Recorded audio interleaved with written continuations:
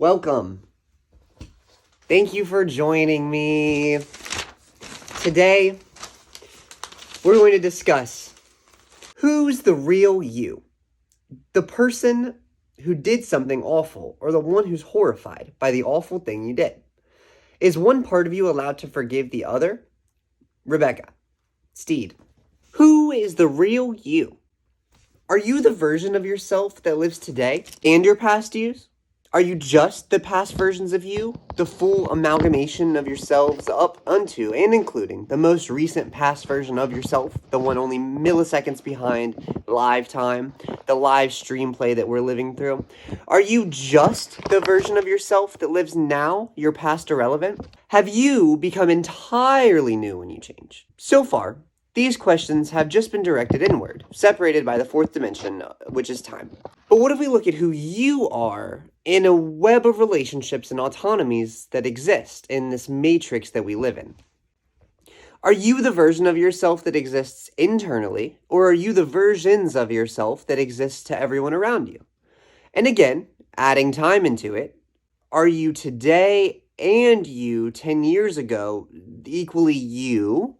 Or are they different people entirely? Pretend for a moment that you make a large change in appearance. You get visible tattoos, you change your wardrobe and your fashion style. Are you the you before that change? After? Is the version that others hold of you, the version that they held of you, the interactions that they had with you, is that version still you once you've made those big changes? That old version of you is not held by people who meet you now, changed as you are. New people only see this updated version of you, this new you that you've built. All while someone who has not seen you since you've made all these big changes, they still hold the old you. Your entity, the common link between the new people you meet and the old people you meet, you've been changing the entire time, and you hold a completely unique perspective of yourself, of that autonomy self, that no other entity will be able to harness without massive technological advances and an AI that can read our brains. So again, who is the real you? Is it the you that existed then, the one who interacted with others, who is remembered for the things that they did? Or is it the you that exists now, the one who has grown to understand more about those actions, the one full of remorse over the actions of that past self, and the one that's still interacting with the world today? Is the you of today allowed to forgive yourself for the behaviors demonstrated by the past versions of you? And even still, we don't even know who the real you is. I imagine that in an ideal scenario where yourself is the only one that was harmed, that forgiving yourself is fine. After all, you of then and you of now are still instances of you. In a more worldly environment, however, we're not often given that luxury. You of then, doing awful things, means that there is an aspect of you of then, and maybe you of now, in existence in other people's lives and minds where you did those awful things. It may feel embarrassing to be witnessed doing awful things, and maybe that is the extent of the response and the outcome of your actions. Maybe it's just embarrassment. But likely, that awful thing has caused small or great hurt in somebody else. And in that someone else or something else that you hurt, you may live on for a period of time or forever inside of their head. The you of today may be able to forgive the you of then for their actions, but is the you of today able to forgive yourself for the you that has continued to live on in others? In other words, and to use an analogy, you may be able to forgive yourself for pulling the fire alarm, but can you forgive yourself for the subsequent alarm bells and the evacuation and the disruption and the chaos that occurs? Is the you of today allowed to forgive yourself for the harms given to others by the you of yesterday?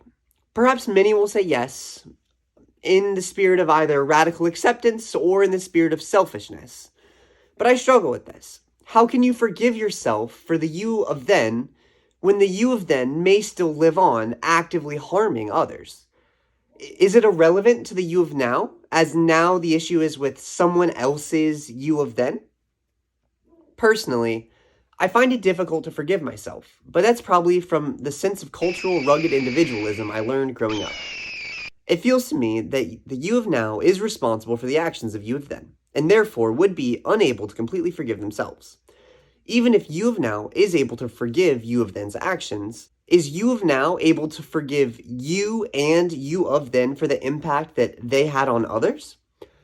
In my time alive so far, I've often sought to forget rather than forgive, and I've often turned to various copes to help me forget.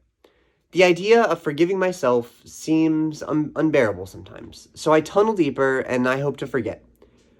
But I found that you can't outrun the you of then. And I've been finding that coming to terms with whatever it is seemingly impossible, but you're better able to move forward by letting the you of now take the lessons from you of then and living a better life. And while the awful things done in the past may haunt you every day, you can use those feelings to guide you in the future to try and minimize you of the future, looking at you of now, in the same way that you of now is looking at various points of you of then. So I formally invite you to answer this question, either in a journal or in your notes app or in the comments down below or simply in your own head. Who is the real you? Is it the person who did something awful or the one who's horrified by the awful thing that you did? Is one part of you allowed to forgive the other? Who is the real you?